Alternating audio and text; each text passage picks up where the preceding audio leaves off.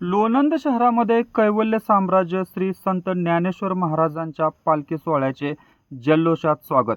नमस्कार मित्रांनो, आपण पाहताय मानदेश न्यूज, आवाज सर्वसामान्यांचा।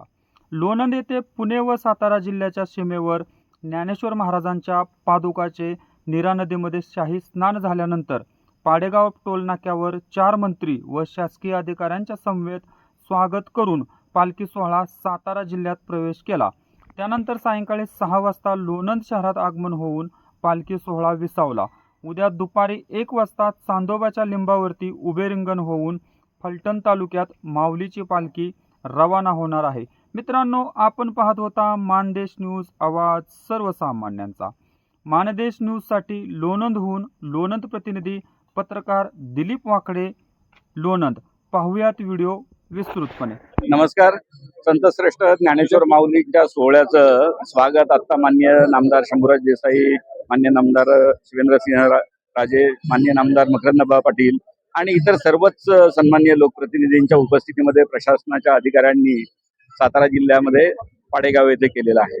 आज माऊलींचं लोणंद येथे मुक्काम असणार आहे आणि नंतर तरडगाव, फलटण आणि बरड येथे मुक्काम केल्यानंतर 19 तारखेला माऊली पंढरपूरकडे प्रस्थान करतील।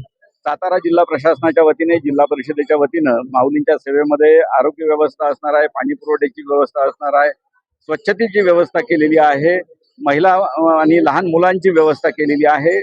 जर्मन हँगरच्या माध्यमातून माननीय नामदार जयकुमार गोरे साहेब यांच्या मार्गदर्शनाखाली वारकऱ्यांना विसावा घेण्यासाठी व्यवस्था केलेली आहे। त्याचबरोबर चरणसेवा या मागच्या वर्षीपासून सुरू आहे की जे वारकरी दिवसभर चालून थकलेले असतात त्यांच्या सेवेचा आनंद आपल्या जिल्ह्यातील जे काही व्हॉलंटियर्स आहेत त्यांना मिळणार आहे।